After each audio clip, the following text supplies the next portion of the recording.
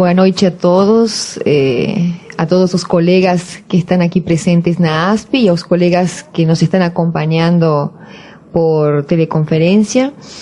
E eu queria agradecer o convite para estar aqui essa noite e para partilhar com vocês um tema muito importante, que é a produção de provas no processo arbitral. Como bem salientou a doutora Lia, hoje em dia a arbitragem está ganhando tanta especialização aqui no Brasil, o Instituto da Arbitragem se está desenvolvendo tão bem no Brasil, que realmente uno percebe, quando está em um processo arbitral ou quando atua como árbitro, quando um advogado está preparado para a arbitragem e quando não. E realmente o advogado que não tem as ferramentas próprias do Instituto da Arbitragem realmente perde muito de se aproveitar dos benefícios e das benesses que tem este instituto.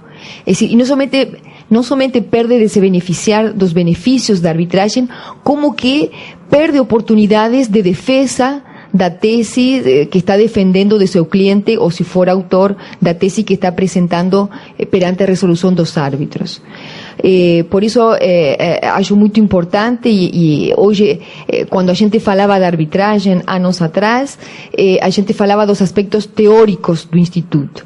Hoje em dia, já acredito, esses aspectos já foram bastante discutidos, existem inúmeros meios para se informar, bibliografia. Bom, Brasil tem 2 revistas de arbitragem importantes e muito boas, mas acho que os aspectos práticos hoje em dia estão na ordem do dia. Há necessidade de o advogado que trabalhar na arbitragem, se preparar para participar deste procedimento que tem algumas características próprias, e todo em benefício de melhora e de defesa dos interesses dos clientes. Antes de entrarmos na prova em si, eu queria transmitir, vamos a começar por alguns conceitos da arbitragem, só para ressaltar alguns princípios do Instituto que são o fundamento pelos quais a produção de prova ou a forma como os árbitros autorizam a produção de determinada prova ou desautorizam a produção de determinada prova ocorre no processo arbitral. Bom, todos sabemos, eu acho que quem está assistindo a este curso já sabe o que é um processo arbitral, que é um método alternativo de solução de controvérsias, por meio do qual uma pessoa, o árbitro ou um tribunal arbitral, 3 árbitros ou um tribunal com um número ímpar de árbitros, decide uma controvérsia. E os poderes desses árbitros, esse poder que o árbitro recebe para decidir essa controvérsia, vem de uma convenção privada, que é a cláusula compromissória ou o compromisso arbitral.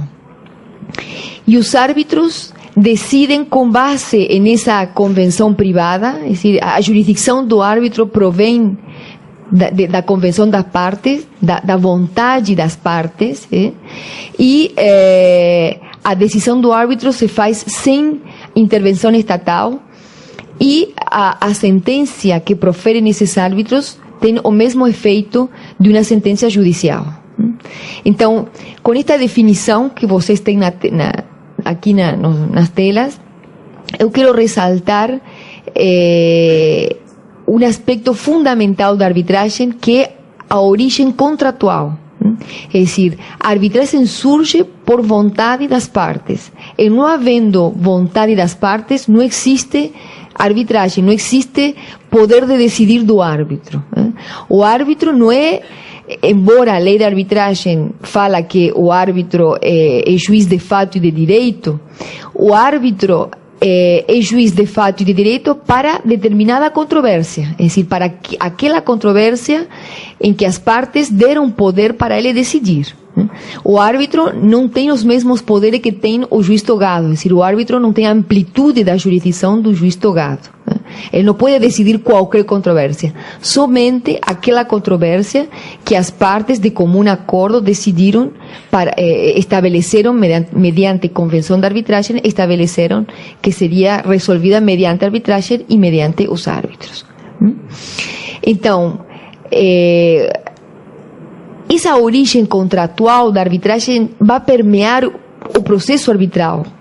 É decir, esa origen contractual y o fato da decisão que proferem os árbitros ser uma sentencia con os mesmos efeitos de uma sentencia judicial, es decir, una sentencia proferida pelo Poder Judiciário, esse aspecto de origen contractual, pero também um certo grau de aspecto judicial, de jurisdicção que tem a arbitragem, vai permear todo o processo arbitral e vai permear a forma que os árbitros se vão a conduzir durante o processo. Já vamos a ver por que eu estou falando isso, mas eu quero iniciar esta apresentação deixando estas duas ideias para vocês. A origem contratual da arbitragem, pela vontade das partes, uma origem privada, mas também que tem efeitos judiciais. É decir, os árbitros têm jurisdição. Por quê?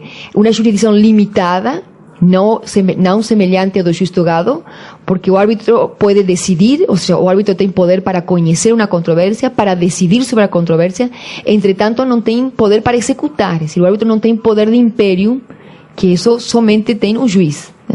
O árbitro, em todo o processo arbitral e após proferida a sentença arbitral, não tem poder de império, é decir, ele poderá decidir, poderá emitir ordens processuais, poderá emitir sentencias parciais, poderá emitir sentencia final, mas nunca poderá executar, nunca vai poder impor o imperium, que isso é do Estado e ficou reservado e está reservado ao Poder Judiciário. A arbitragem, então, falávamos, é um método alternativo de solução de controvérsias. É decir, alternativo, e eu quero trazer esclarecer sobretudo porque eu vi que temos muitos assistentes do sul do país. Eu me lembro anos atrás, quando começamos com o CONIMA, tinha muitos colegas do sul do país e que questionaban el tema de uso alternativo porque parecía alternativo en cuanto a algo más informal, digamos así, y na verdade, quando a gente fala que a arbitragem é um mecanismo alternativo, significa que é uma outra opção. Não é que seja informal, é uma outra opção. A gente tem uma via que é a via do judiciário para resolver controvérsia e a partir da lei de arbitragem se tem uma outra via, uma outra alternativa para resolver controvérsias que envolvam direito patrimonial, direitos patrimoniais disponíveis. É uma outra opção. Agora, também existem no mundo e no Brasil outros métodos alternativos de solucionar controvérsias, como a mediação, a conciliação. De fato, este curso compreende também a produção de provas na mediação. É decir, estes métodos são uma outra opção que o cidadão tem para resolver suas controvérsias. Sí, hoje em dia há um leque maior que anos atrás. O cidadão antes só tinha o caminho da via judicial para resolver suas controvérsias. Agora, de 10 anos ou 15 ou 20, não, para trás, a gente tem outras alternativas existindo, mas, logicamente, a via judicial, digamos assim, fica como uma alternativa quando, digamos assim, para que exista mediação e arbitragem e conciliação tem que haver acordo de partes, é decir, para acceder aos métodos alternativos de solução de controvérsias tem que haver acordo de partes. Entretanto, na justiça togada não é assim. Sí, quando você vai na justiça togada inexistindo acordo para uma outra forma de solução de controvérsias. Agora, a diferença com a mediação e a conciliação é que a arbitragem é um método adversarial. Que significa? A arbitragem é um processo. É um processo e o juiz e o árbitro decide como juiz. E as partes têm que apresentar suas alegações, suas manifestações, têm que oferecer provas, têm que produzir provas e têm que convencer a esse árbitro do direito que elas alegam ter. É decir, diferentemente com a mediação e a conciliação, que são métodos que procuram ajudar as partes a chegarem a um acordo, na arbitragem o árbitro não procura que as partes cheguem a um acordo. O árbitro decide, o árbitro profere sentença. Então, a arbitragem é um processo.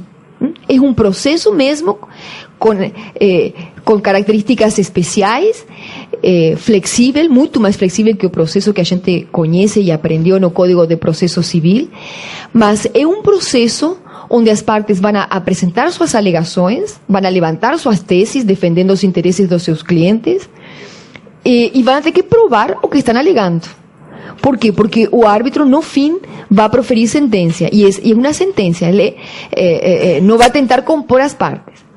Só que eu quero fazer um parênteses com esta afirmação, porque a lei de arbitragem estabelece que os árbitros vão tentar compor, é decir, os árbitros sempre têm que tentar uma conciliação.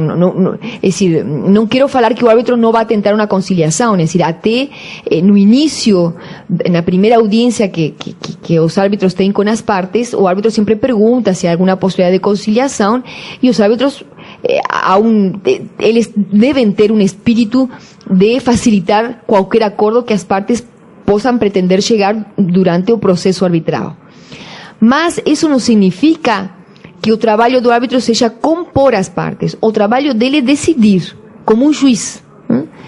E ele vai decidir conforme as provas que se apresentem nos autos, como no processo judicial. E, logicamente, como um juiz togado também está, vai estar aberto e vai ajudar as partes se essas partes manifestam que algum interesse de conciliar. Logicamente, um juiz togado como um árbitro nunca se vai recusar a isto, não é? Mas não é a função dele é decidir. Isso é muito importante porque ainda hoje a gente se encontra com colegas que ainda confundem um pouco o conceito e acham que a arbitragem é uma espécie de mediação ou conciliação, que o árbitro vai ajudar as partes a comporem. E não é assim. O árbitro é juiz. Você se apresenta e tem um processo. Diferenças com a mediação e a conciliação, rapidamente, porque a doutora Lia vai ter sua palestra sobre este tema, mas a diferença, volto a reiterar, a arbitragem é adversarial. É decir, adversarial significa que temos briga na arbitragem. É decir, por isso é muito engraçado quando as partes, quando se fala de pacificação da sociedade através da arbitragem. Eu, na prática, não vejo que seja assim. Na arbitragem é um processo, tem muita briga, e pior, cada dia as arbitragens, os advogados estão mais agressivos nas arbitragens e logicamente, todo em prol da proteção dos interesses dos seus clientes. A diferença com a mediação, o mediador, que é um terceiro, se le chama um outsider, es decir, um terceiro na relação entre as partes, é chamado uma pessoa, um técnico, uma pessoa preparada e que está treinada para tentar compor os interesses das partes. E o conciliador, não quero entrar muito nessas diferenças, que sou mais conhecedora do tema, professora Lia, mas eu entendo que a conciliação é uma pessoa que o conciliador é quem tende a conciliar as partes, a que cheguem, o conciliador pode até fazer propostas de acordo para as partes. E eu entendo, salvo a professora Lia me corrija, que na mediação não. O mediador é um técnico, um outsider, que vai tratar de que as partes cheguem a um acordo, mas não cabe ao mediador fazer proposta de acordo. Essa seria a maior diferença com a conciliação, que aparentemente o conciliador pode fazer proposta de acordo para solucionar a controvérsia entre as partes. Vejam que diferente com o árbitro. Na arbitragem, o árbitro vai perguntar às partes, porque a lei manda que assim seja, se tem interesse em conciliar-se, mas as partes manifestando que não tem interesse, o árbitro vai continuar como juiz e continuará o processo normal, como ocorreria na justiça togada. Agora, um detalhe muito importante que eu quero ressaltar é que a arbitragem é um mecanismo privado de solução de controvérsias. Então, eu quero aproveitar este momento para mencionar algo que antigamente, cuando recién se comenzaba a falar de arbitraje no Brasil, y todos nós éramos muy románticos, decíamos que arbitraje era un método más barato de solucionar controversia. Entonces, no, arbitraje es privada. Quien entra en arbitraje tiene que saber que tiene que pagar honorarios dos árbitros, pagar honorarios da cámara, si es que van a contratar los servicios de una cámara, pagar honorarios de expert witness, si es que van a contratar, entonces pagar despesas de aluguer de sala, de filmación, de estenotipia. Es decir, yo aproveito este momento porque pareceria que há ainda um desconhecimento como que entre os colegas, como que por ser um método extrajudicial pareceria que é gratuito ou que não tem suas despesas. E realmente a arbitragem, eu não saberia dizer, e não sei se existe algum estudo en relación a ese tema, mas se diz que a arbitragem é mais econômica porque en un ano as partes têm resolvida a controvérsia. Em cambio, se você vai na justiça togada, você pode passar 10 anos com recursos, etc. E talvez ao longo desse período o custo da solução da controvérsia fica mais alto que na arbitragem. Já ouvi pessoas falando disso, autores falando disso, eu não saberia afirmar se é assim. Não sei se existem estatísticas que possam afirmar isso. Mas é importante para nós advogados que nós somos quem assessoramos ao cliente, porque quem compra a arbitragem não é o cliente, é o advogado. Porque o cliente é um empresário, é uma pessoa, o cliente vai consultar seu advogado se é bom inserir uma cláusula compromissória ou não no seu contrato. Quien tiene responsabilidad por decidir si un determinado contrato, cualquier controversia de un determinado contrato va para arbitraje o va para un fórum, es el advogado. Entonces, acho que es un deber de ética, até ético, na minha opinião, do advogado, falar para seu cliente, a gente coloca uma cláusula de arbitragem, mas você saiba que se surgir uma controvérsia e você quer se usar da arbitragem, você vai ter que pagar tanto de taxa de iniciação, tanto de honorários de árbitro, tanto de taxa de administração, é decir, por isso a importância hoje em dia da redação da cláusula compromissória, que isso seria o tema de outro curso, não é o tema de nosso curso, mas não posso entrar em provas se não falo disso, não é? É decir, o advogado que vai inserir uma cláusula compromissória em um contrato hoje em dia e vai optar por uma entidade arbitral para administrar essa arbitragem, precisa, no mínimo, entrar no site dessas câmaras e ver como funciona essa câmara que está escolhendo, qual é seu regulamento e quais são as taxas que essa câmara utiliza. Para informar a seu cliente que, bom, adoptou a arbitragem e que, logicamente, se esse contrato tiver uma cláusula CCI, os custos de uma eventual arbitragem serão tantos. Agora, se essa arbitragem é resolvida na SP Arbitral, aqui em São Paulo, os custos vão ser tanto, ou se vão ser resolvidas em Nova York pelo ICGR, serão outros os custos. É decir, isso é uma função, hoje em dia, fundamental do advogado quando vai optar pela arbitragem e quando vai assessorar seu cliente. Quais são as vantagens da arbitragem que a gente observa e essas vantagens se veem na produção de prova? Eu estou trazendo estes elementos para vocês porque esto se ven todo, estas vantagens observam-se no decorrer do processo arbitral. Primeiro, a celeridade. É decir, isso é inegável. Hoje em dia, já o Brasil está bastante desenvolvido no uso da arbitragem, do Instituto Arbitral, e hoje em dia, dependendo do valor da controvérsia ou da complexidade da controvérsia, realmente você tem uma solução em 1 ano ou 2 anos. Se não é 3 meses, como já falaram, como se diz às vezes, 6 meses. normalmente pelo trabalho, pela carga de trabalho que tem os árbitros hoje em dia e pela complexidade que vai adquirindo o processo arbitral, realmente uma controvérsia de valor razoável leva aproximadamente um ano para ser resolvida. Mas um ano, não falei, mas acho que estava no primeiro slide, a sentença arbitral, só um parênteses, não está sujeita a recurso, nem nenhuma decisão interlocutória, digamos assim, que os árbitros profiram, nem a sentença parcial. Então, como não existe recurso em matéria arbitral, o processo acaba em um ano, 2 anos ou 3, depende da complexidade e do valor envolvido. Logicamente, quando o valor envolvido na controvérsia é maior será a complexidade do processo arbitral, porque os advogados vão a tentar provar e produzir a maior quantidade de provas para defender o direito de seus clientes. Celeridade. Outra vantagem da arbitragem, e esse é nosso tema de hoje, é a flexibilidade. A flexibilidade do processo arbitral. É fundamental, essa é uma grande vantagem do Instituto, a flexibilidade do processo, do procedimento que se sigue na arbitragem.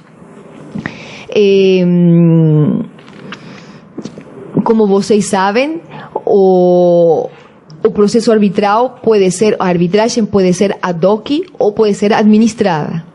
Que significa? Será um procedimento arbitral ad hoc quando as partes não contratam os serviços de uma câmara de arbitragem e decidem ou elas mesmas elaborarem um regulamento de arbitragem, ou elas dão poder para os árbitros criarem o regulamento que elas vão a seguir nesse procedimento arbitral. Volto a reiterar, temos 2 tipos de arbitragem. A ad hoc, es decir, no existe un regulamento predeterminado, ou as partes criam seu regulamento, ou as partes dão poder para os árbitros criarem um regulamento, ou temos arbitragens administradas, onde se contratam os serviços de uma câmara e se entende que se aplica as regras de arbitragem dessa câmara. Aqui em São Paulo existen câmaras, como são a Câmara de Arbitragem da Câmara Brasil-Canadá, a SP Arbitral, a Fundação, a Câmara de Mediação e Arbitragem da Fundação Getúlio Vargas, a Fiesp, Ciesp, essas são as maiores que a gente tem no interior do Brasil, na Camargo, por exemplo, em Minas Gerais, trabalha muito bem, e existe em Pernambuco também, não sei se na sede de... acho que uma Câmara de Comércio, desculpa, não me lembro agora o nome, em Rio de Janeiro também. Então, existe no Brasil um certo número de câmaras muito importantes, com bons regulamentos e com boas estruturas que prestam serviços de administração de arbitragem. Só para esclarecer, as câmaras não resolvem a controvérsia, é decir, as câmaras não decidem a controvérsia, as câmaras só administram, é decir, fazem uma função de secretaria, são uma secretaria, não decidem a controvérsia, não têm nenhum poder para decidir a controvérsia, e há que se pagar por esse serviço, um serviço que elas prestam. Então, normalmente elas cobram uma taxa de administração e cobram uma taxa de iniciação do processo, que debe ser pago pelas partes, ou bom, conforme as regras de cada câmara se establecem como devem ser pagas, em que momento são pagas, etc. A outra grande vantagem da arbitragem é a especialização do árbitro, e isso é muito importante para a prova, que a gente como advogado tenha em consideração este tema. É decir, quando a gente vai a uma arbitragem, a gente vai escolher como árbitro pessoas, normalmente são advogados ou pessoas especializadas em determinada matéria. Então é muito importante, e isso é muito importante na produção de prova, partir deste princípio. A gente não está perante um juiz togado, que o juiz togado tem muitas, infelizmente, não podem ser especializados em todas as áreas, porque o juiz togado é impossível, é humanamente impossível um juiz ser especializado e conhecer em profundidade uma área do direito. Então, o juiz tem uma formação mais ampla, e a gente tem que explicar-lhe mais coisas ao juiz togado do que às vezes a um árbitro. Por quê? Porque se eu estou com um contrato de transferência de tecnologia e eu posso escolher árbitros especializados nessa determinada tecnologia da qual trata esse contrato. Então, vai haver muitos aspectos da controvérsia que eu não vou precisar explicar porque eu já sei que o árbitro conhece, porque uma pessoa especializada nessa área.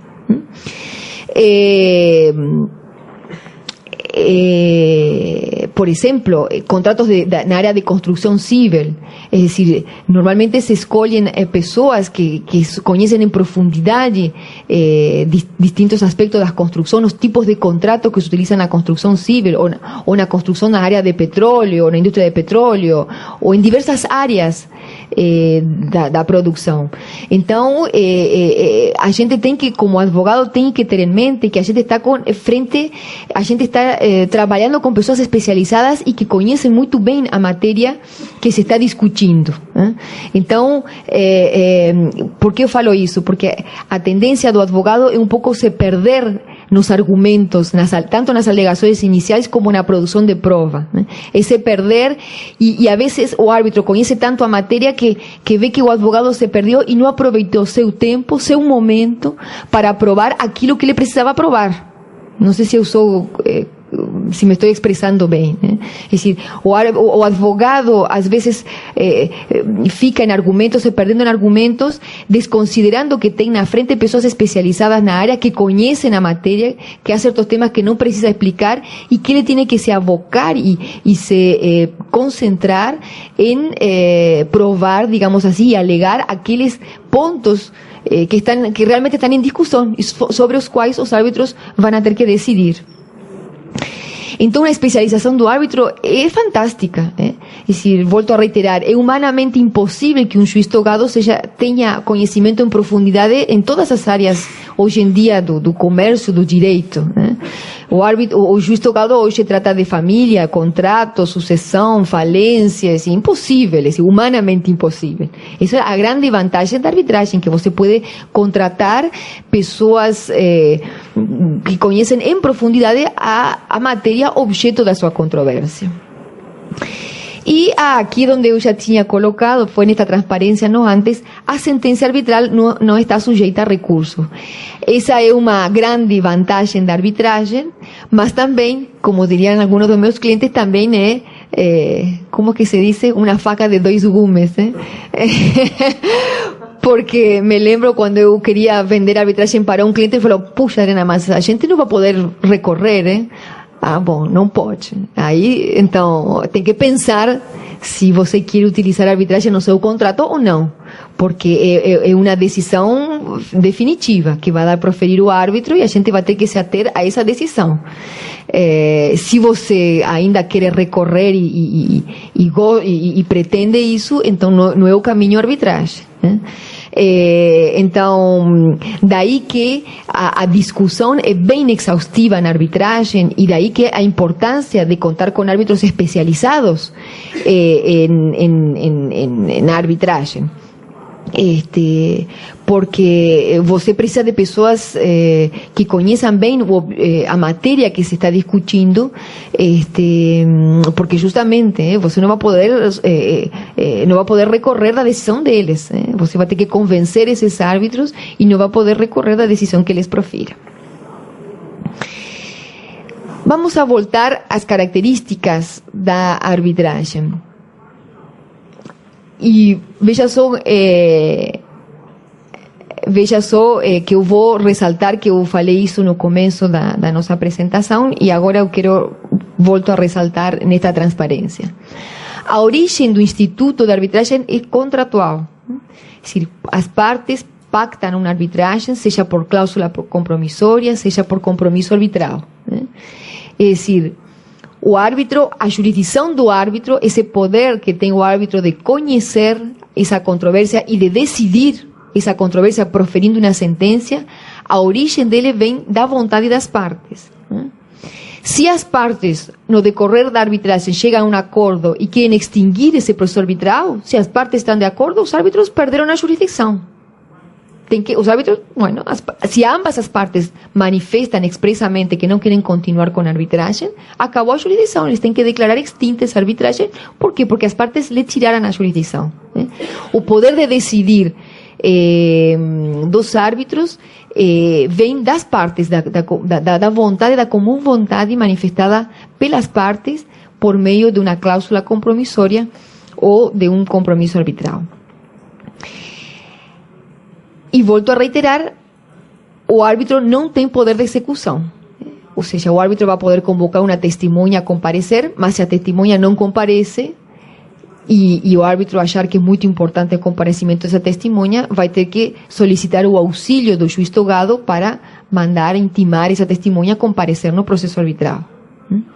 O árbitro poderá, ante pedido de uma parte, conceder uma medida cautelar, si a parte considera que há certo risco em relação a determinados bens. Agora, se a outra parte não cumprir com essa decisão dos árbitros de se submeter a medida cautelar ou a uma medida preparatória, etc., vai ter que pedir o auxílio do juiz togado, que o juiz togado, porque é detentor do imperium, vai poder cumprir ou forçar a parte a se submeter a uma determinada medida cautelar. Agora, o ponto fundamental da arbitragem é a autonomia da vontade das partes. É decir, volto a reiterar, as partes foram que decidiram que essa controvérsia seria resolvida por arbitragem. Portanto, essa autonomia da vontade das partes, dessa autonomia da vontade das partes, vem essa flexibilidade do processo arbitral. É decir, porque as partes confiam nesse árbitro, ou nos árbitros que indicaram, que teoricamente são especialistas em determinada matéria, e confiam em que esses árbitros, e dão poder para esses árbitros conhecerem os fatos, já se supõe que conhecem do direito, conhecer os fatos e decidirem da melhor forma, e que procurem os elementos e organizem a estrutura do processo de forma tal que se possa chegar a uma boa decisão no final do processo arbitral.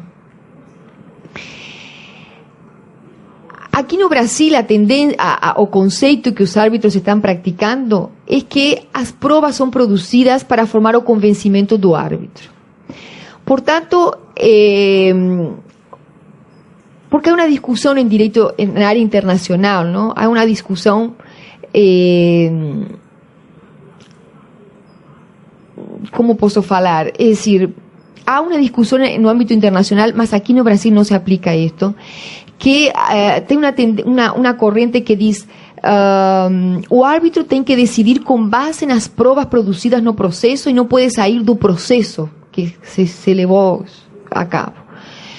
E outra corrente diz, não, o árbitro tem que se informar e tem que descobrir qual foi a verdade dos fatos. O árbitro não se tem que limitar ao processo, não se tem que limitar ao que as partes produziram, não se tem que limitar ao que as partes alegaram. Os árbitros têm que descobrir qual foi a realidade dos fatos que aconteceu. O que a gente está vendo no Brasil na prática é que os árbitros querem ver a realidade dos fatos. Então, por que eu estou falando isso?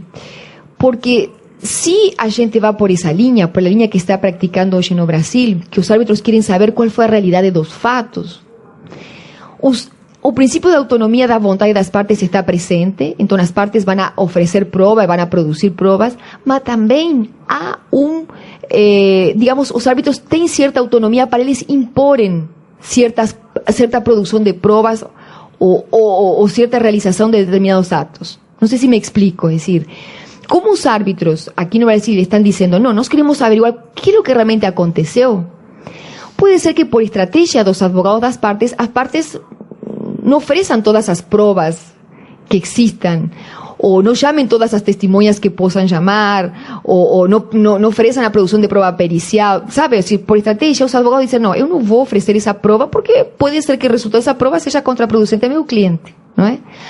Agora, como os árbitros, a prática está demonstrando que eles querem averiguar o que realmente aconteceu, quando os árbitros veem que as provas que as partes estão oferecendo não são suficientes para eles conhecerem o que realmente aconteceu, a gente está vendo na prática que eles mandam produzir a prova. Atípica, atípico, porque ya lo vi en varias arbitrajes, es cuando o testimonia, que ni una das partes llama una testimonia y se fala durante una audiencia, durante un día entero se mencionó una pessoa 200 veces. Aí os árbitros falam, por que ninguém chamou essa pessoa que todo mundo menciona e não vem essa pessoa depor aqui? Vamos a chamar, vamos a marcar uma audiência para que essa pessoa venha. Isso já vi em várias arbitragens. Es decir, as partes, por estrategia, os advogados decidem que não é bom chamar essa pessoa, mas os árbitros percebem que é uma pessoa que é importante para descobrir a verdade dos fatos e eles mandam chamar. Então, aí é quando eu me refiro ao tema da autonomia da vontade das partes e o poder jurisdicional dos árbitros, es decir, a um mix, es decir, os árbitros respeitam a vontade das partes, mas também, como eles querem averiguar o que realmente aconteceu, quando as partes não trazem todo o material para o processo, não trazem todo o material para discutir no processo, eles têm poder para decidir e para chamar e para produzir prova em prol deles conhecerem a realidade dos fatos.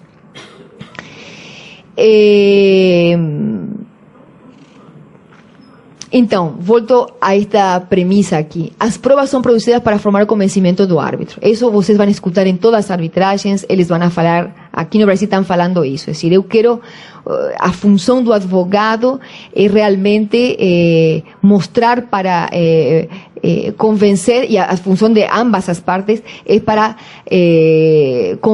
mostrar ao árbitro e provar, digamos assim, que a tese que a gente tem, a tese de nosso cliente é a que vinga, a que deve vingar no final. Eu acho que, não, é decir, eu dividi aqui neste slide em 3 etapas fundamentais que, na minha opinião, tem o processo arbitral. 3 momentos, não são etapas, 3 momentos fundamentais que existem no processo arbitral. E aqui eu vou falar um pouco do comportamento do advogado no processo. Aqui já começo a entrar no comportamento do advogado no processo arbitral. E eu, neste slide, apresento para vocês o que eu acho que são 3 momentos importantes. Primeiro, o pedido de instauração da arbitragem, o primeiro momento muito importante. Segundo, a assinatura do termo da arbitragem, outro momento fundamental.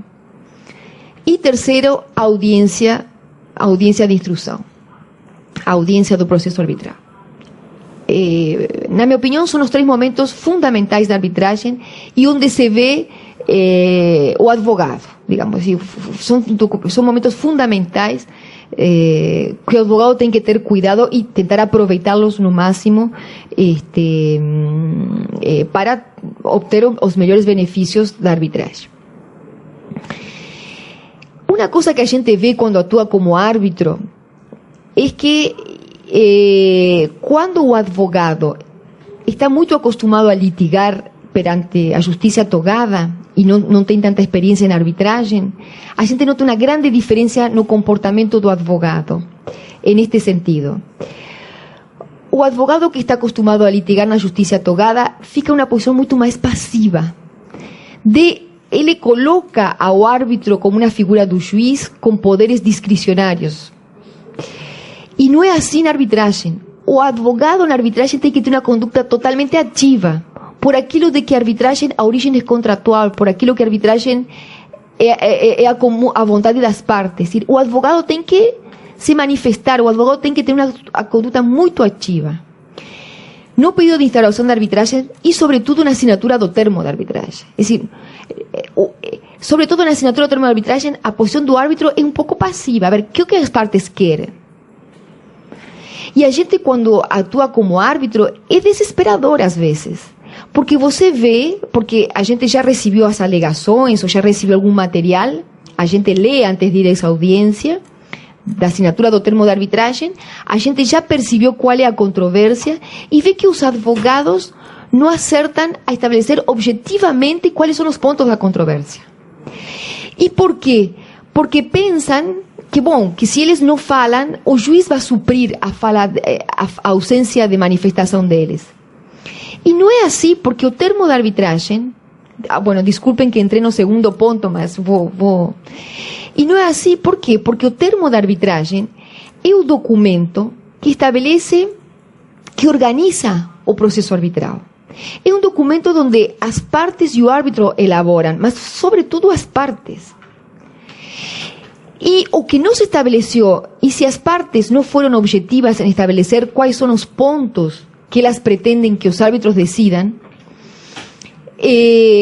os árbitros depois não vão poder decidir, porque vocês sabem que o árbitro tem que decidir aquilo que as partes delimitaram no termo de arbitragem.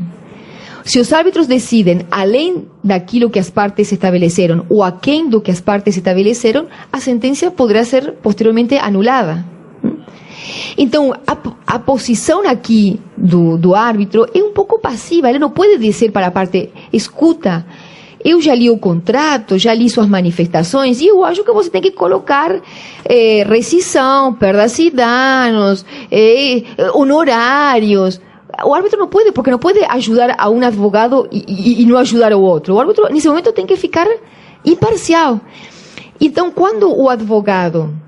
Eu tive uma arbitragem que o advogado falou, e aí coloca, como que falou? E os direitos, as combinações de lei. E quais são as combinações de lei? Você que quer?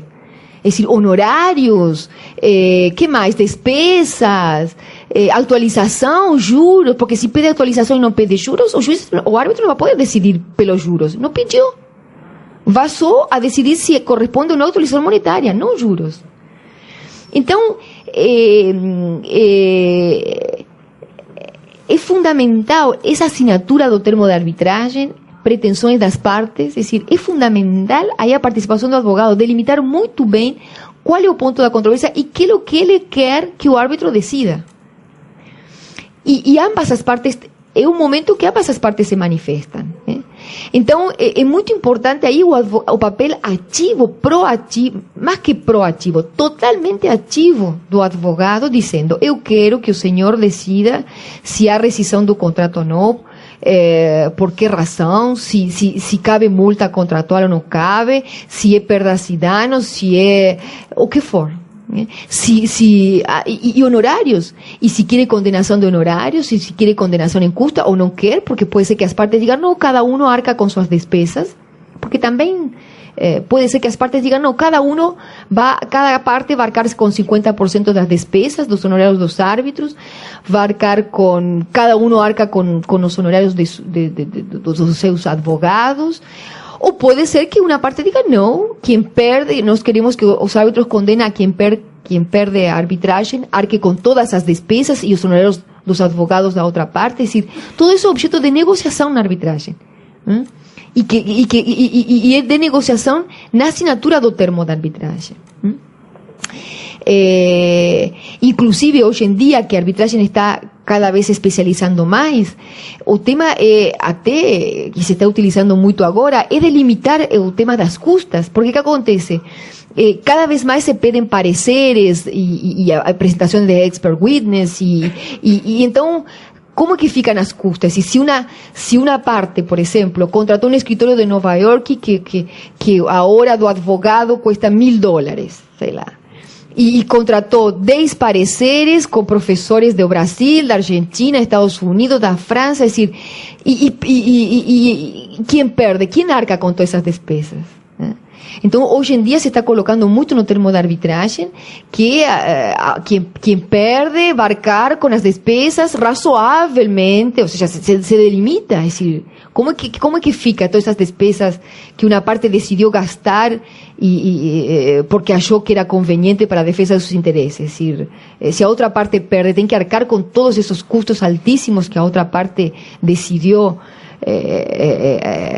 enfrentar porque achou conveniente. É decir, onde que está a razoabilidade dessas despesas? Isso em dia, hoje, na arbitragem, se está estabelecendo muito. É decir, a cláusula de pagamento de despesas, de custas, de honorários e de despesas se está estabelecendo muito, se está negociando muito. Outro tema que se negocia muito na assinatura do termo de arbitragem são os prazos, os prazos em que as partes vão apresentar alegações iniciais, que vão apresentar as manifestações, a data para a realização da audiência ou das audiências, no que corresponda. É decir, as partes negociam e fazem um cronograma, digamos assim, um calendário dessa arbitragem, né?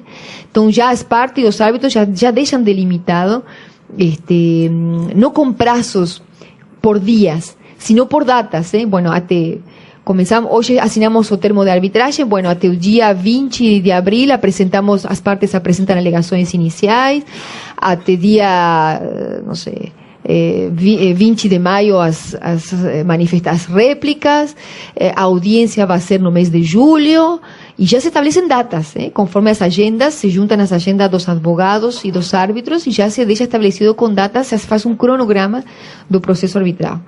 Então, por isso que volto a reiterar, requer uma atitude muito ativa, muito participativa dos advogados.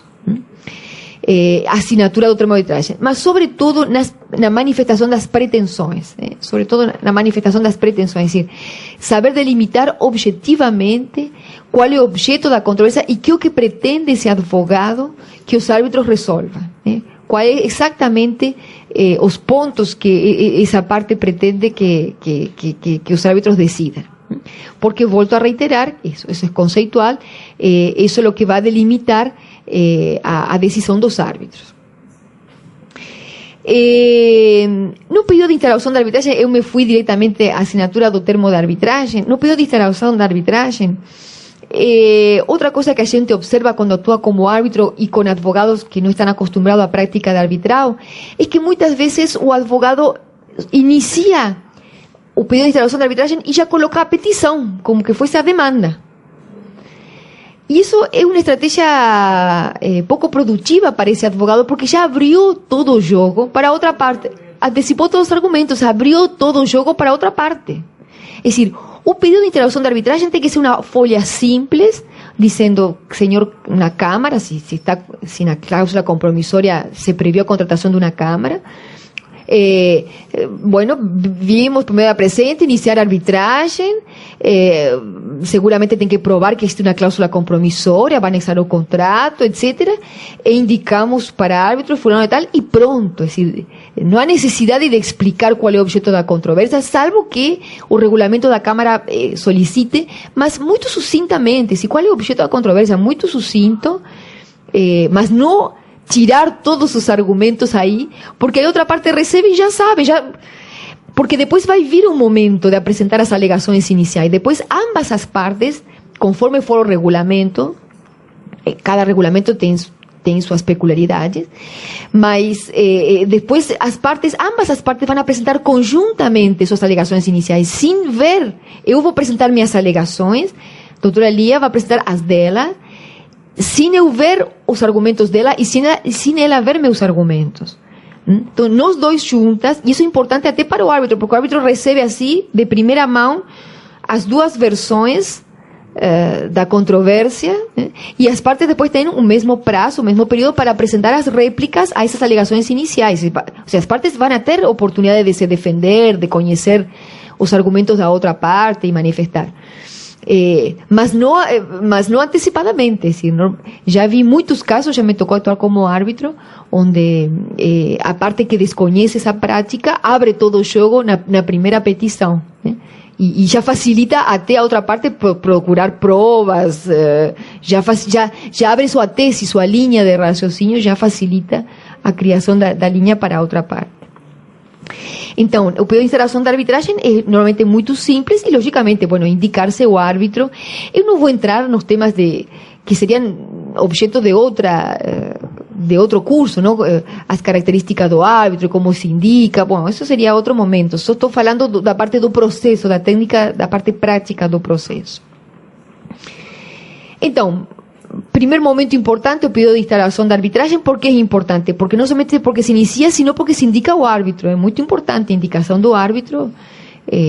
Acho que a metade da arbitragem. É decir, tem que pensar muito bem qual é o árbitro que se vai indicar, porque tem que ser uma pessoa que a gente veja que é apropriada para resolver ou para participar de um determinado tribunal arbitral para resolver essa controvérsia. Então, acho fundamental a indicação do árbitro e como estratégia, o advogado como estratégia, utilizar desse momento que é muito importante da indicação do árbitro. O outro momento importante é a assinatura do termo de arbitragem e negociar aí os prazos junto com os árbitros e com o colega que está representando a parte contrária e, sobretudo, delimitar muito bem deixar muito bem delimitado quais são os temas que vão ser objeto de resolução ou de decisão pelos árbitros. E outro momento fundamental é a audiência, é decir, a diferença do nosso processo, a prova oral na arbitragem é fundamental. Eu diria que é muito mais importante. Não quero dizer que é mais importante, não é assim. Não é mais importante que a escrita, não é? Não quero, me vou corrigir. Mas eu quero enfatizar para vocês que a audiência é fundamental. É decir, a gente vê isso na prática, é decir, não está nos livros. Os árbitros querem ver o que realmente aconteceu, os árbitros querem ouvir as testemunhas, os árbitros querem ouvir as partes, os árbitros querem ouvir os advogados, por mais que os advogados já se manifestaram com as petições, se tem que ouvir, vão ouvir aos advogados de novo.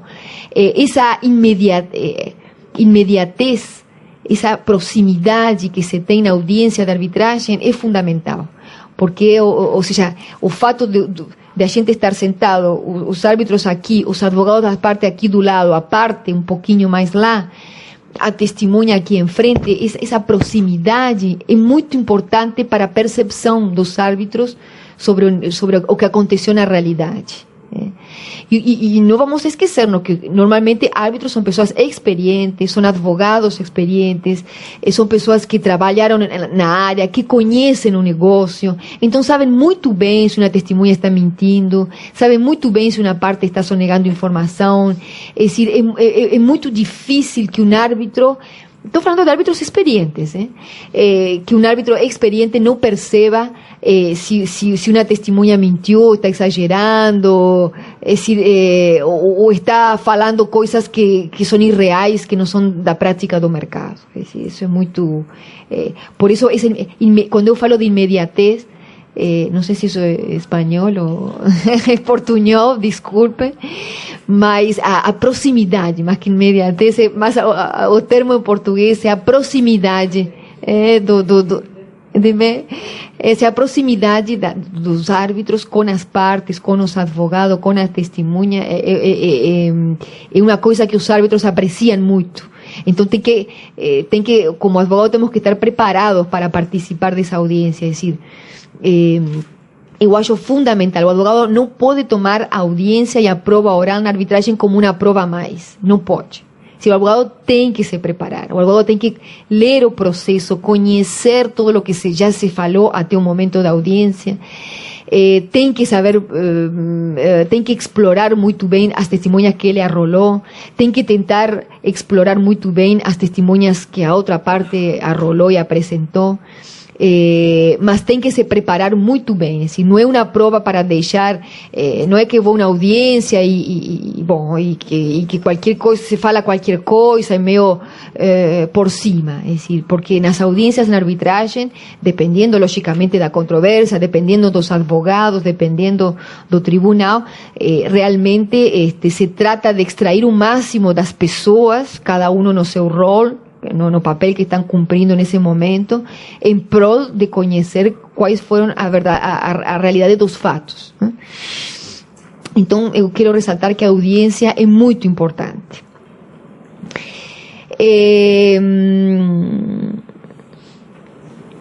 Vamos já entrar na flexibilidade do processo arbitral. Porque quando se fala que o processo arbitral é flexível? É decir, as partes, volto a reiterar o que já falei aqui, as partes otorgam ao árbitro amplios poderes para gerenciar o procedimento, nesse caso concreto, que seria uma arbitragem ad hoc, que normalmente é muito difícil, a arbitragem ad hoc, regulamentar um processo, é decir, não é fácil, é decir, normalmente as arbitragens ad hoc são arbitragens internacionais, que se utilizam, por exemplo, as regras da UNCITRAL, que a UNCITRAL tem regras para procedimentos arbitrais ad hoc. Mas existem, aqui no Brasil, na arbitragem doméstica, existem. Então, normalmente se criam normas de procedimento entre as partes, se negociam entre as partes e os árbitros estabelecem a forma em que se vai a conduzir esse processo arbitral. Ou o comum e o mais seguro é as partes adoptarem as regras de uma câmara de arbitragem, de uma câmara determinada, de alguma instituição. Mas se vocês pesquisam e veem as regras das instituições de arbitragem, vocês vão ver que as regras são muito... não contém nada do processo em si. Se vocês veem, as regras são muito simples. Não são um código de processo. As regras são muito... falam da iniciação do processo arbitral, fala qualquer coisa dos prazos, fala da audiência, mas se vocês pesquisam e fazem um comparativo entre as regras das diversas câmaras, vão ver, e isso não somente no Brasil, no nível todo, no mundo todo, isso é parte da estrutura das câmaras de arbitragem. As regras processuais são muito simples. Por quê? Porque se deixa que os árbitros conduzam e tenham maior liberdade para organizar esse processo da forma mais conveniente à solução dessa controvérsia. Então, eu acredito, e a gente está vendo na prática, que os árbitros têm autonomia e têm liberdade para flexibilizar o processo arbitral. E em que consiste essa flexibilização? Ou em que consiste? E aqui eu coloquei dois aspectos que não são meus, que até são ditos pelo Carmona, porque Carlos Alberto Carmona não é original, não sou autora dessas características. Por que o árbitro tem essa liberdade? E em que consiste essa liberdade do árbitro? Primeiro, que o árbitro pode inserir atos no processo arbitral que não está previsto nas regras de arbitragem que as partes adoptaram, ou seja, pode inserir novos atos e inclusive pode mudar a ordem dos atos. Então, e também, em que se vê a flexibilidade do processo arbitral? Os árbitros podem utilizar técnicas não contempladas no procedimento arbitral, inclusive utilizar técnicas que se utilizam no exterior e que não se utilizam no Código Processal Civil aqui do Brasil. Hoje em dia, vocês sabem que a arbitragem no Brasil está incorporado técnicas utilizadas no sistema de probatório do Common Law. Brasil está enrolado no sistema do Civil Law e já vemos, amanhã vamos ter uma aula. O expert witness é uma figura não própria do direito brasileiro, nem do civil law sequer, é uma própria do common law que foi incorporada e se utiliza corriqueiramente nas arbitragens domésticas. Então, voltamos a reiterar, em que se funda, quais são as características ou por não sei como falar, em como a flexibilidade, em que se vê a flexibilidade do processo arbitral, e em que se vê, e em que o árbitro pode chamar as partes a cumprir outros atos, além dos previstos nas regras de arbitragem, pode mudar a ordem da produção dos atos, e pode inclusive chamar as partes a produzir provas ou chamar as partes a utilizarem técnicas, sobretudo a produção de prova, que não se conhecem no sistema jurídico que a gente vive e está acostumado, sino que se conhecem em outros sistemas jurídicos. Então, por exemplo, eu já tive experiência. Às vezes, os árbitros, o regulamento diz, bueno, ambas as partes vão apresentar alegações iniciais, as regras de arbitragem. As partes depois vão apresentar réplicas e pronto. Aí os árbitros, pode ser que as partes apresentem as alegações iniciais, pode ser que apresentem réplicas, e eles ainda não entenderam bem, ou porque as partes foram confusas, não foram muito claras, E eu já tive experiência que os árbitros pediram nova rodada de manifestações. Eu já tive casos que apresentamos alegações iniciais, apresentamos réplicas, e os árbitros, mas, respondam novamente, leiam, fazem intercâmbio do que cada parte apresentou, e eles querem novas manifestações. Manifestem-se sobre... Ou porque as partes não fomos claras nessa arbitragem, ou porque, nesse caso, não era porque não fomos claras, sino porque a gente, nossa tese era que a arbitragem não era procedente. Então, a gente questionou a competência dos árbitros nessa arbitragem, então se estava discutindo porque se estava chamando um terceiro do contrato, tinha uma extensão da cláusula compromissória que a gente entendia que que não era procedente a arbitragem. Não se podia estender a cláusula compromissória a uma empresa terceira que não tinha participado da redação do contrato. Então, o que acontecia? Nesse caso, os árbitros tinham que decidir se eles eram competentes ou não. Então, eles pediram muitas manifestações. A gente teve uma troca grande de manifestações até que eles se convenceram, nesse caso, que não eram competentes, que realmente não tinham competência, que a gente tinha que ir primeiro na justiça togada, resolver uma questão aí, e depois resolver a outra parte por arbitragem. Então, como eles não podiam avançar no processo, nesse caso, não podiam chamar a prova, nada, porque ainda não estava decidida a competência deles, se eles eram competentes para decidir, eles, nesse caso, me lembro, pediram a gente teve várias manifestações, e a cada manifestação surgiam fatos novos, temas novos, se discutiam, e alegações, e documentos, até que os árbitros decidiram realmente a gente não tem competência, damos por extinta arbitragem, as partes têm que ir para resolver primeiro na justiça togada este tema, e depois, depois de resolver esse tema na justiça togada, vocês podem voltar, podem iniciar a arbitragem para outra parte. Então, por exemplo, se o árbitro se tivesse cingido as regras escolhidas pelas partes para resolver essa controvérsia, na verdade, os árbitros deveriam ter duas manifestações das partes, as alegações iniciais e as réplicas. E aí acabaria, segundo o processo e as regras de arbitragem que as partes escolheram. Mas aí o árbitro falou, não, com isso a gente não está satisfeito, vamos lá, nós precisamos, para este caso, mais manifestações. E pediram, e as partes respondió, e ninguém questionou que eles excederam em seu poder, es decir, isso é flexibilidade.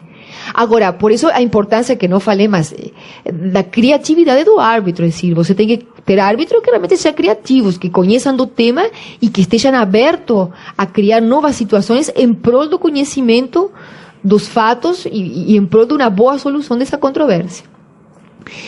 Outra coisa é, por exemplo, perguntar. Isso também já tive o caso. Eu me lembro que a gente apresentamos alegações iniciais, apresentamos réplicas, e que acontecia? Eu pensei, eu era advogada nessa ocasião, e eu pensei, puxa, o árbitro tem que fazer perguntas, porque nem eu, por minha estratégia como advogada, estou abrindo o jogo completamente, nem a outra parte está abrindo o jogo.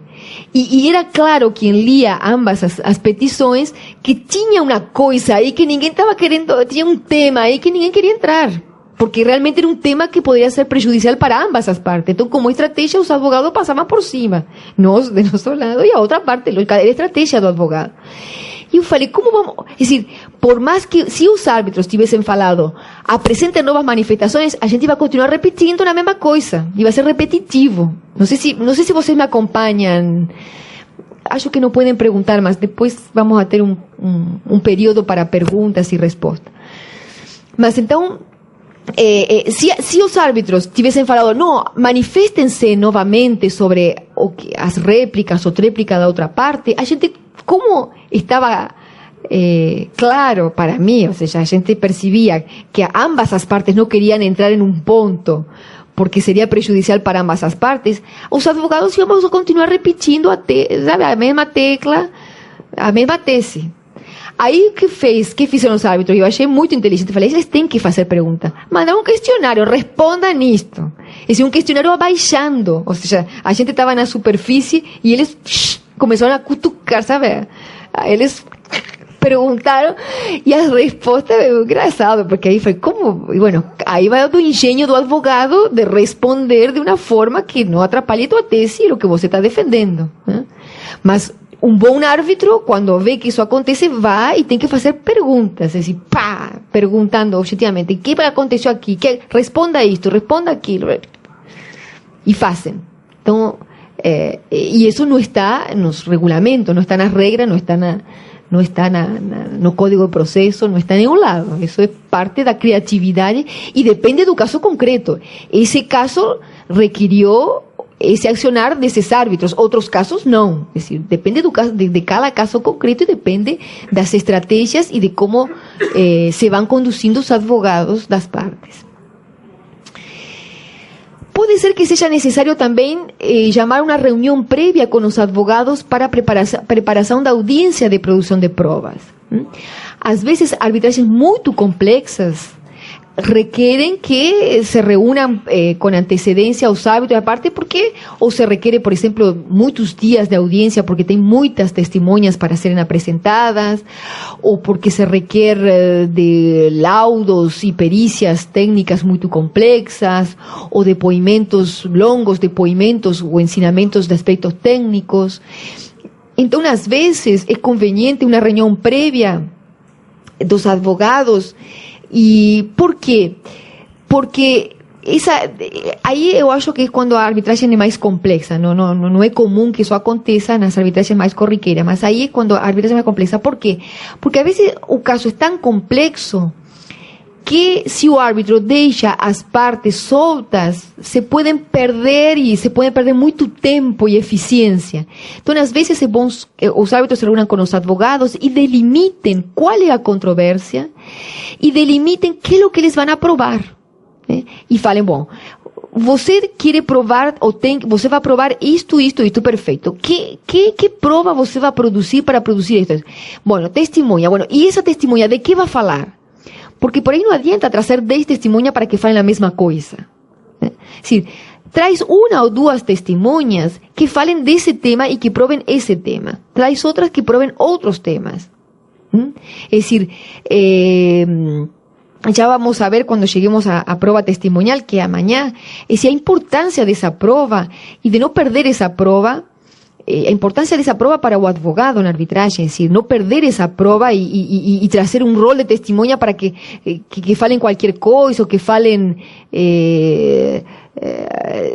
digamos assim, trazer testemunhas que falem de forma ampla, por cima dos temas, e não aproveitar esse momento para trazer uma testemunha que fale de um fato concreto que você queira provar.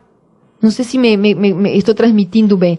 Então, em arbitragens mais complexas, quando a audiência vai ser muito extensa, porque às vezes a audiência pode demorar um dia, às vezes 10 dias, tudo depende da complexidade da causa e da quantidade de testemunhas arroladas e expert witness bueno, depende do que as partes ofereceram para aprovar e os árbitros aceitaram. Então se faz essa reunião prévia e se fala, bom, vamos a delimitar qué es lo que vamos a aprobar, cuáles son los puntos de controversia, perfeito, y qué prova va a atender a probar qué fatos, né? Então as partes se sentam, falam com os árbitros e se faz um cronograma e se organiza. Às vezes também, sobretudo na arbitragem na área da construção ou com transferência de tecnologia, questões tecnicamente complexas, às vezes se chama uma audiência só para discutir os temas que o árbitro acha importante para a solução do litígio, porque pode ser que as partes não trataram de alguns temas e o árbitro diga, puxa, vamos a ter uma audiência só para discutir mais especificamente, porque fizemos o termo de arbitragem, vocês fizeram as manifestações e resulta que realmente não está muito claro o que a gente tem que decidir, ou vamos a melhorar o que a gente tem que decidir. Então pode ser necessário uma reunião entre os árbitros e os advogados das partes para melhorar, para discutir melhor quais vão ser os pontos para discussão dos temas como cruciais para a solução do litígio. Outra coisa não sei se eu eu pensei que tinha colocado, talvez não coloquei, mas às vezes também se faz necessário uma audiência prévia ou um momento para chamar a um expert witness, para que, ou algum técnico, para que explique aos árbitros aspectos técnicos, não jurídicos. Às vezes, os árbitros precisam, ou porque não são conhecidos, por exemplo, às vezes o tribunal arbitral é um tribunal com um nível de conhecimento jurídico excepcional, mas não conhecem os aspectos técnicos da controvérsia. Pode ser que as partes optaram por chamar pessoas com um gabarito jurídico de primeiro nível, mas que não conhecem o tema pontual dessa transferência, desse contrato de transferência de tecnologia, ou de indústria do petróleo, não sei, da construção, de alguma coisa muito específica. Então pode ser que os árbitros falem, bom, então vamos chamar uma audiência com um expert, um técnico, que venha e nos ensine as características deste tipo de contrato, deste tipo de operação, deste tipo de construção. Então se pode designar uma audiência específica para os árbitros entenderem os aspectos técnicos que estão envolvidos nessa negociação. E depois as partes vão a discutir, etc., os aspectos jurídicos envolvidos. Agora, eu queria voltar, porque essas seriam inserção de atos não previstos nas regras, não é? Mas essa seria a inserção de atos não previstos nas regras.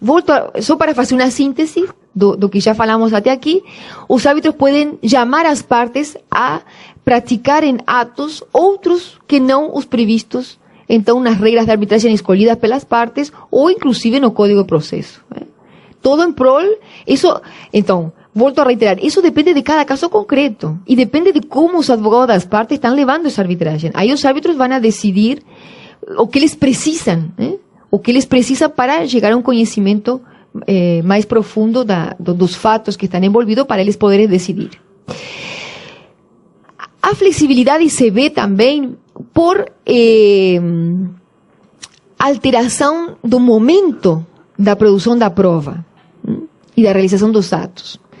E isso um pouco eu coloquei aí, dever de diligência. Acho que essa faculdade ou essa possibilidade que tem o árbitro de chamar as partes a produzirem atos diferentes dos previstos nas regras de arbitragem, ou alterar a ordem da produção de prova, acho que advém do dever de diligência do árbitro.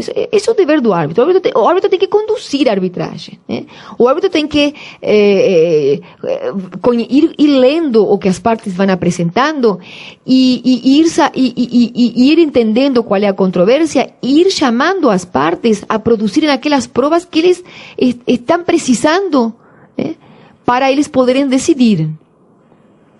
Então, por exemplo, é muito comum, e está acontecendo muito aqui no Brasil, que os árbitros deferem a produção de prova oral, chamam a audiência às partes e deixam para decidir a produção de perícias depois, seja perícia contábil ou perícia técnica ou inspeção, a prova de inspeção de um local, depois. A gente é acostumado no processo, o juiz define toda a prova e há uma ordem de produção das provas. E isso não acontece na arbitragem. Normalmente os árbitros chamam as partes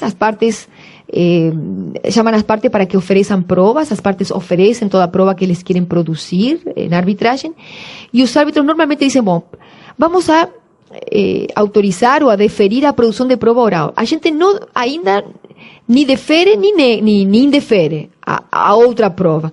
Vamos a ouvir a prova oral, e depois da prova oral a gente vai ver se realmente é necessário fazer a prova pericial, contábil ou técnica, e se é necessário deferir a outra prova. Inclusive, eu já tive casos em que, e isso se vê praxe, acho que já os árbitros já têm incluída nas ordens processuais, até o árbitro fecha a instrução e diz, sem prejuízo de, e chama as partes a apresentarem manifestações, alegações finais, sem prejuízo de o árbitro mandar a produzir novas provas depois das alegações finais. Porque se os árbitros tiveram audiência, produção de prova oral, depois produziram prova pericial, fecham a instrução, o período de instrução, chamam as partes a alegações finais. E aí, nas alegações finais, eles acham que não estão convencidos, eles deixaram a porta aberta para mandar a produzir mais prova e abrem de novo a instrução para produzir mais prova até que eles estejam convencidos. Eu já tive um caso assim e foi muito bom, viu? Foi bom, foi muito bom para ambas as partes. Um caso que ambas as partes pedimos pericial contábil, os contadores, pericial contábil, y tinha que rever toda a contabilidade da empresa, não sei quantos anos, iba a ser uma coisa assim, despender dinheiro, tempo, bom. Então, os árbitros falaram, não, vamos fazer audiência, nós estamos deferindo a produção de prova oral, e depois vamos a ouvir as partes, vamos a ouvir as testemunhas, e depois a gente vai decidir se é necessário, eu não me lembro, se indeferiram a prova. Acho que eles, nesse caso, até indeferiram a prova contábil, pericial, porque achavam que não era necessária. Não me lembro, desculpem agora, até posso ver amanhã. Mas falaram que não era necessário, por enquanto, a prova. Não me lembro se indeferiram ou deixaram suspensa a produção de prova contábil. Aí a gente teve audiência. E depois da audiência, eles acharam que era absolutamente necessária a prova pericial contábil. Aí chamaram o perito contábil e se fez a... não, perdão, eu acho que nesse caso tivemos audiência, chamaram as partes, alegações finais, a gente apresentou a alegação final e nas alegações finais acho que una das partes levantó un ponto que no tinha sido que tinha surgido nas audiências, mas não tinha sido levantado nas alegações anteriores ni na réplica, e aí os árbitros falaram, não, se abre a instrução de novo, vamos pericial contábil, se chamou a perícia contábil, tivemos a perícia, tivemos assistente técnico, tivemos a nova audiência com depoimento do perito, dos assistentes e acompanhamento do assistente técnico, nova manifestação das partes, novas alegações finais, e depois veio a sentença. E foi muito bom, porque se os árbitros tivessem ficado só na prova oral, realmente tivéssemos perdido, digamos assim, se tivesse perdido, não perdido a causa, sino se tivesse perdido conhecer a fundo o fato, o que tinha acontecido. E assim, com esse caminho com essa alteração na ordem de produção de prova, realmente os árbitros tiveram uma cabal compreensão, digamos assim, do que tinha sido a controvérsia. E foi muito bom mesmo. Até porque, como a gente teve uma audiência oral, os quesitos para o perito contábil foram muito mais objetivos e muito mais pontuais, porque já o conhecimento dos fatos já estava, o funil estava mais fechado, me entende? Não estávamos na parte abrangente, já estava muito mais os documentos que estavam e a percepção do que estava já no processo foi muito melhor para direcionar melhor a prova pericial contábil. E o contador foi muito mais preciso, as perguntas foram muito mais direcionadas, as respostas muito mais precisas, e realmente se conseguiu os árbitros conseguiram ter uma prova mais contundente dos fatos, do que tinha acontecido.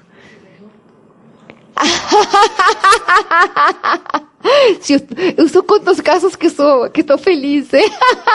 Não vou contar os casos que fiquei triste. Não, mas também vou contar os casos porque a gente aprende em todos os casos, não é? Bueno, eu vou contar um caso que fiquei triste, que foi no termo da arbitragem, foi muito interessante, que eu fiquei brava com o árbitro, porque acho que as partes tínhamos pedido nesse termo de arbitragem que o árbitro declarasse a rescisão do contrato por culpa da outra parte, não é? Aí o árbitro terminou decidindo que nenhuma das partes tinha culpa, e como ambas as partes só pedimos rescisão por culpa da outra, não cabia declarar rescisão, então o contrato estava válido. Foi uma loucura. Uma loucura. Mas foi uma loucura, porque as partes agora estão amarradas com um contrato, ninguém sabe o que fazer com esse contrato, porque o árbitro chegou a esse raciocínio.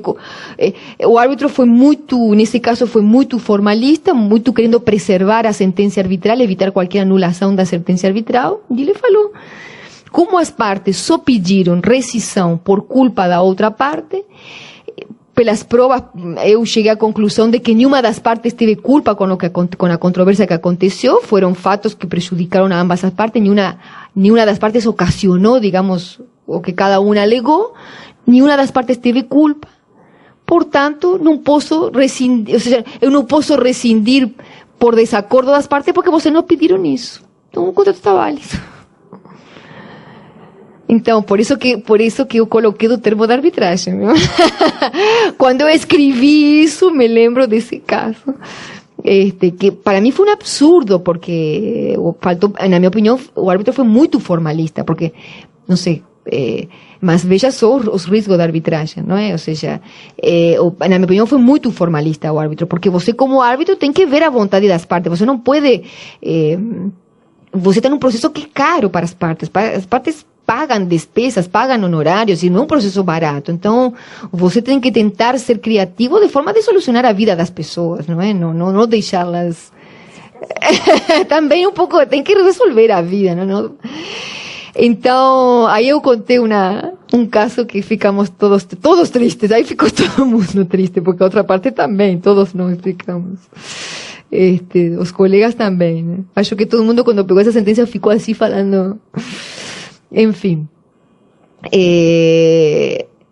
Então, isso que falei do termo de arbitragem, e essa experiência que eu contei, que acho que é muito produtiva, alteração da ordem de produção de provas, conforme o caso, conforme o árbitro considera conveniente para a produção dessa prova.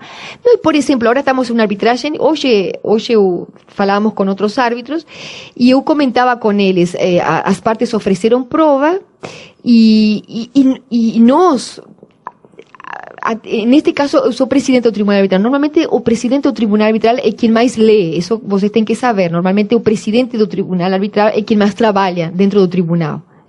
Então, se espera que os três árbitros leiam todos os documentos, que os três árbitros estejam preparados para as audiências, mas normalmente o árbitro que mais trabalha, o que mais está acompanhando é o presidente. Então, neste caso, como eu sou presidente, li mais os documentos e eu já percebi qual é a controvérsia. E eu sugeri para os coárbitros o seguinte: vamos fazer a prova oral e não vamos a definir a outra prova. Vamos entender o que aconteceu, como se movimentaram as partes, porque há necessidade de uma notificação nesse caso, que não foi feita no momento oportuno. Então, vamos ver por que foi feita, ou se não foi feita, o que aconteceu, se alguma das partes se esqueceu de apresentar essa notificação. E depois vamos a ver a outra produção de prova, que a pericial contábil, uma série de provas. Vamos a ver, porque quem sabe a gente já não resolve na audiência aí, se teve essa notificação, se não teve, já evitamos a pericial contábil, que vai ser desnecessária, vai gerar um custo que vai ser desnecessária, não é? Então, acho que faz também ao custo da arbitragem, é decir, não deferir toda a prova em bloco, sabe, como na justiça togada, sino ir deferindo conforme se necessita para elucidar a controvérsia. E, bom, a prova documental, logicamente, a prova documental, hoje vamos a tratar desta prova, porque amanhã vamos a falar de testemunhas. É uma prova fundamental, porque nós somos civil law, então, a gente precisa, é uma prova que é importante para nosso direito, e a gente está acostumado a apresentar toda esta prova documental. Um elemento que eu coloquei aqui, que é muito tradicional na arbitragem, que os documentos se apresentam no idioma que estão redigidos, é decir, é muito... é uma questão prática, mas é muito comum não pedir tradução juramentada, que no fórum a gente tem que pedir tradução juramentada, não é? Tradução por tradutor juramentado, etc., legalizado, etc. Na arbitragem não se requerem essas coisas, é decir, seguramente o Tribunal Arbitral conhece o idioma em que estão redigidos os contratos, salvo que seja, bueno, logicamente, se um idioma, não sei, chinês, mandarim, se tem muitas pessoas que falem, ou japonês, não sei, evidentemente, se são idiomas, se não for inglês, francês, espanhol, logicamente se vai, se exibem, se apresentam os documentos no idioma original. Agora, eu coloquei aqui o Discovery, que o Discovery é uma prova típica do direito anglo-saxão, muito utilizada, vocês sabem, no direito americano. É decir, o Discovery é como acontece prévio ao início do processo, onde as partes têm que apresentar todos os documentos que a outra parte solicita. Estou falando muito assim, simplesmente, não é? Que a outra parte solicita tem que apresentar todos os documentos de um período determinado relacionados à controvérsia dessa empresa, ou dessa empresa, ou da parte envolvida, não é? E o que acontece? No direito anglo-saxão, se uma parte solicita, por exemplo, bueno, a outra empresa, a outra parte tem que apresentar todos os documentos produzidos no período de 2003 a 2005, que foi o período em que se está discutindo tal fato. Se a outra empresa não apresentar esses documentos, o juiz anglo-saxão aplica lo que se conoce a inferencia negativa, es decir, se entiende que si esa parte no presenta esos documentos, cria uma obrigação legal do juiz de considerar que ela não apresentou esos documentos porque eles são contrários a seu direito. Inferência negativa, então é como um tipo de sanção legal, bueno, é como a confissão aqui. Então, se você não apresentou, empresa, foi solicitado apresentar os documentos de tal período, você não apresentou, então eu infiro, é o que se chama inferência negativa. O tribunal infere que esses documentos eram contrários a você. Por isso que todas as empresas americanas têm tanto cuidado com os documentos, têm tanto cuidado com o que se escreve, têm tanto cuidado com o que se escreve nos e-mails. Por isso que, não sei se vocês têm experiência com clientes americanos, eles são assim super cuidadosos com o que escrevem. Por quê? Porque há uma cultura na vida americana, na organização empresarial americana, de que toda empresa pode estar sujeita a um processo no futuro e que vai ter discovery.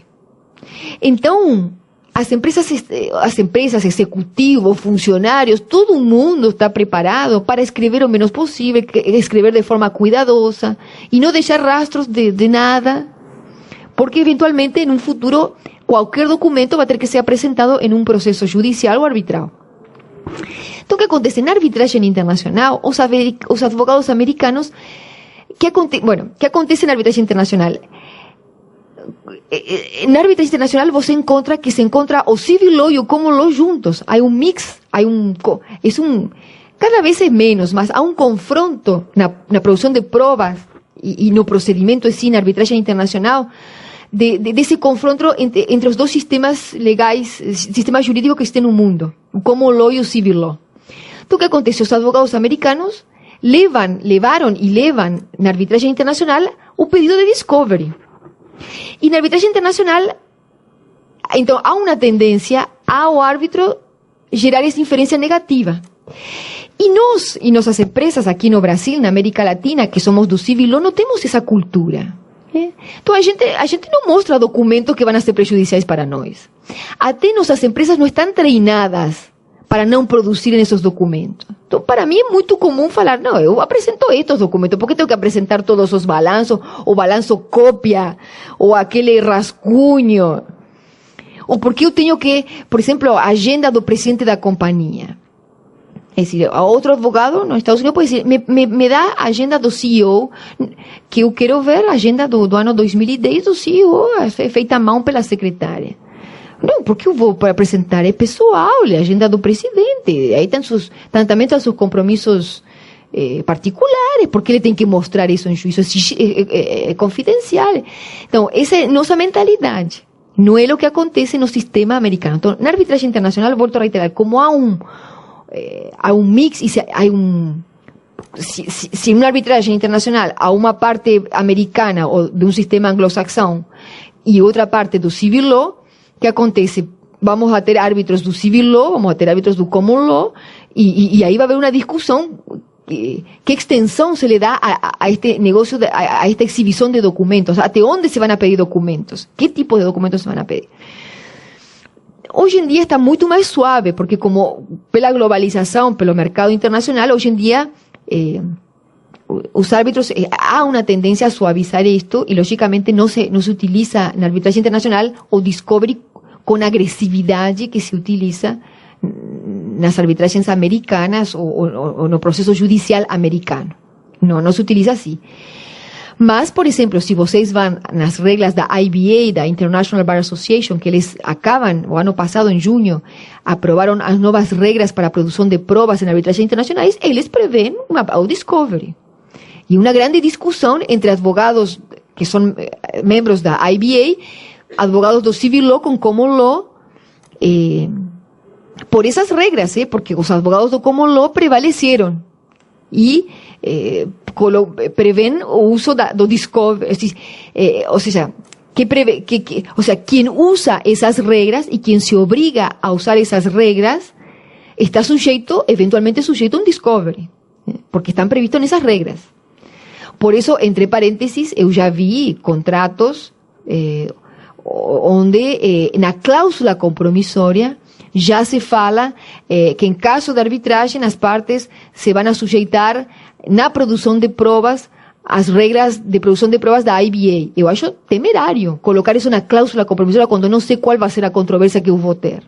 Eu acho, já vi muitos contratos, muito padrão, sobretudo contratos que vêm de empresas americanas, que já prevêem na cláusula compromissória. Eu acho temerário, porque colocar que tipo de me sujeitar na cláusula compromissória a que tipo de regras de produção de provas eu vou sujeitar uma arbitragem que não sei sobre que vai tratar, porque não sei qual vai ser esse conflito.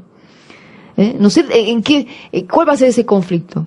E menos ainda as normas da IBA, a gente tem que avaliar, tem que estudar bem essas normas, que essa grande questão, ¿no? Hoje em dia, que se discute nos seminários internacionais, se se opta ou não por estas regras, quando estas regras prevêem, ou seja, se você opta por essas regras, se compromete a usar essas regras, você está sujeito a uma eventual discovery. Teve um seminário na AmCham em novembro do ano passado, organizado pela ICGR. A ICGR é o centro de arbitragem internacional da American Arbitration Association.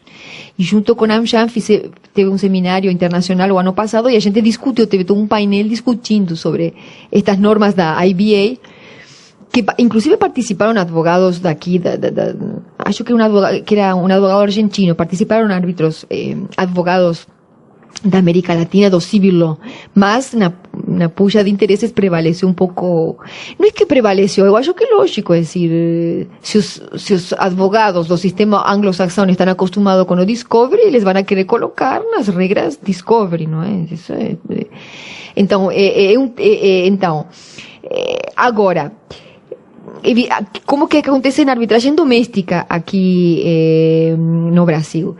Quando uma parte se recusa, se solicitan documentos y una parte se recusa a presentarlos porque manifiesta que son sigilosos, que o sea, que ese documento, porque puede ser un tema de concurrencia, de concurrencia con la otra parte. Si no puedo mostrar un documento que tiene a ver con una controversia que está siendo resolvida por arbitraje, más que envolve una información que no quiero que a outra parte saiba, ni que os árbitros saibam, como é que fica.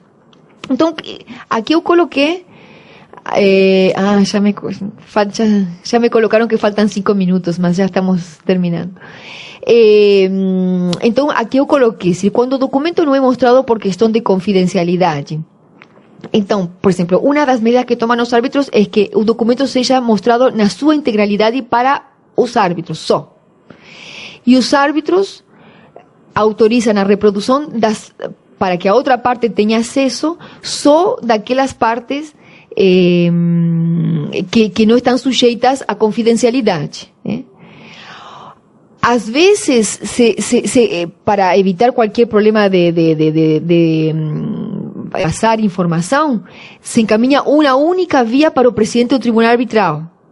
E o presidente do tribunal arbitral mostra, ou seja, trabalham com uma cópia só os 3 árbitros. Às vezes, quando não se quer que nem o tribunal arbitral tenha acesso, se chama um expert, um técnico, de fora do tribunal arbitral, para que ele avalie os documentos técnicos confidenciais, porque pode ser, por exemplo, uma fórmula de propriedade intelectual, não sei, uma fórmula, não sei, imaginem, estou falando aqui besteira, mas que envolva a fórmula da Coca-Cola, que, puxa, a Coca-Cola não quer abrir essa fórmula para ninguém, então, fala, não vou abrir essa fórmula, e não sei, se está discutindo alguma coisa disso. Bom, se chama um técnico, fora, nem o tribunal arbitral tem acesso, um técnico para que ele avalie essa informação estritamente confidencial e passe um reporte aos árbitros, deixando de lado os aspectos confidenciais e só manifestando o aspecto que tem, digamos assim, que tem relação com a controvérsia. E os árbitros vão a trabalhar com base nesse reporte desse técnico, não é? Bueno, e aí eu coloquei a inferência negativa, que isso sim pode ocorrer na arbitragem internacional, quando as partes pactuaram discovery e uma parte se recusou a oferecer documentos, né? Bom, com essa última slide a gente termina a apresentação de hoje. Eu queria fazer assim, como colega, transmitir estamos aqui na ASP, não? Estamos entre colegas, entre advogados. Eu o que queria transmitir a vocês é o seguinte, que eu acho que a gente sente quando a gente é árbitro e temos na mesa advogados que não estão acostumados a trabalhar com arbitragem. O advogado tem que ser muito mais ativo. Não vejam ao árbitro como um juiz lá em cima. Não, o árbitro é uma pessoa chamada para decidir determinada controvérsia e o advogado tem que ser muito ativo, participar, oferecer soluções, além de fazer suas manifestações, etc., oferecer soluções para o árbitro, inquirir, pedir.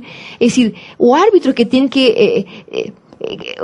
o árbitro, a parte, o advogado é que tem que trabalhar junto com o árbitro e convencer ao árbitro de sua tese.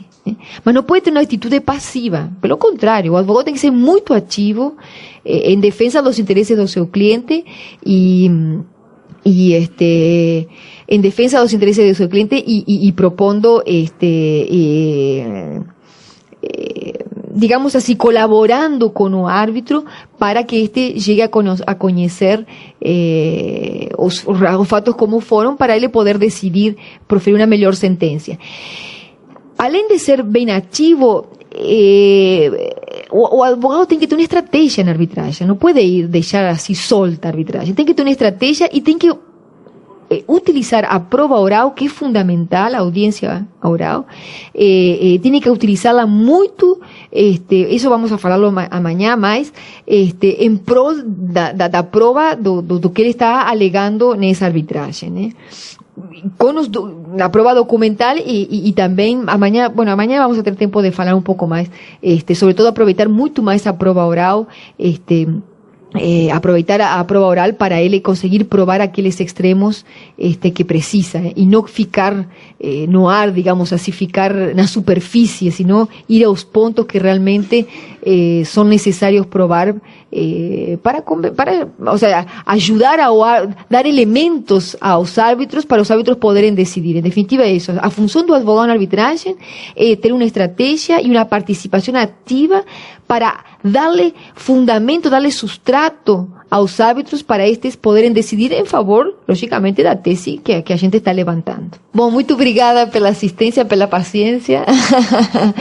E, bom, até amanhã. Amanhã continuamos, então, com a prova testemunhal, com expert witness. E só acho, não é?